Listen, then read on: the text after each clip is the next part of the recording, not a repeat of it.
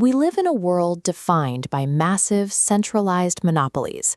We look up at these glass towers and assume the institutions inside them are permanent, even as the cracks of an impending institutional crash begin to show. When a society reaches this level of complexity, it tends to look backward with a sense of superiority. We read ancient survival narratives and dismiss them as supernatural fairy tales about carpenters and magical storms. Treating these historical records as primitive mythology is a strategic error. By categorizing them as pure fiction, we throw away the empirical data required to recognize and survive modern exploitation. Strip away the cultural conditioning, and the text reveals something far more technical. The story of the flood operates as a cold, precise sociological blueprint, detailing the mechanics of how corrupt establishments fail. Misreading historical data as magic leaves a civilization completely defenseless. When the systemic reset finally arrives, a lack of preparation ensures that the inevitable consequences of social friction result in total collapse. Transmitting objective truth requires a rigorous foundation. The ancient texts establish a precise linguistic framework, a medium of delivery designed specifically to eliminate semantic distortion and ensure the message remains unambiguous. This precision is necessary because ambiguity is a weapon of the elite. When language is loose, those in power can manipulate definitions to exploit society without ever breaking the letter of the law. We begin with straight vector lines representing a clear, factual signal. However, propagandists use emotional rhetoric to intercept those facts, warping them into tangled knots. As this distortion spreads, the masses are steered into aimless disorientation, becoming easy to direct. Defending against institutional exploitation is impossible without first demanding absolute, objective clarity in the language we use to communicate information. The blueprint identifies the true antagonists as the architects of imbalance. These are the entrenched political and economic boards of directors who benefit from the status quo. Their core motivation is the hoarding of wealth and the protection of corrupted monopolies at the direct expense of social harmony and natural equilibrium.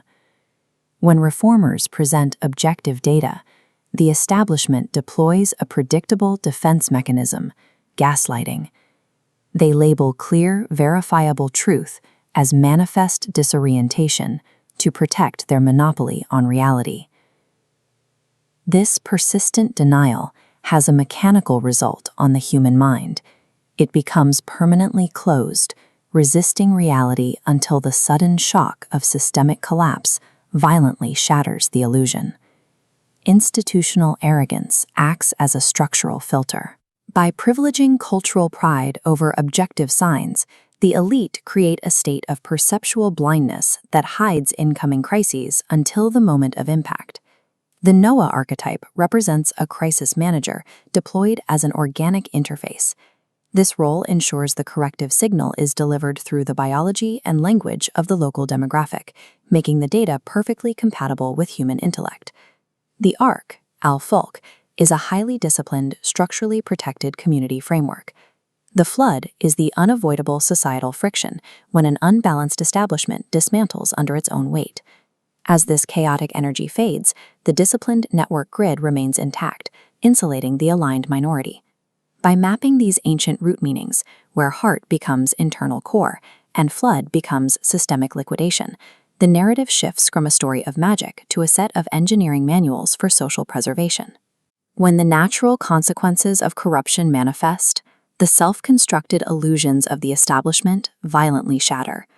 The psychological shock is absolute. In their final moments, the previously arrogant elite are reduced to begging for a delay from a crisis they previously ignored or mocked. This chart highlights the objective reality of a systemic reset. As the baseline of systemic friction rises, hoarded financial resources and material enjoyments offer zero structural protection. Their utility shrinks to zero. Falsehood and deception inherently lack the capacity to maintain a sustainable society. The internal logic of the blueprint shows that a system built on imbalance will eventually hit a point where it can no longer support itself. Survival depends on strategic disassociation.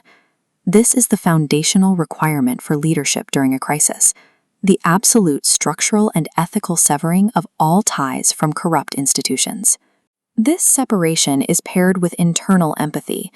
Leaders are tasked to lower the wing, providing profound protection and care for the vulnerable individuals who have aligned with the movement. The final law of the blueprint is definitive. A civilization survives only when its tangible, physical actions perfectly match its stated principles of justice and equilibrium. We must abandon magical thinking. The warnings are recorded in the foundational writings of history. The task now is to construct these rigorously disciplined frameworks long before the old illusion finally collapses into darkness.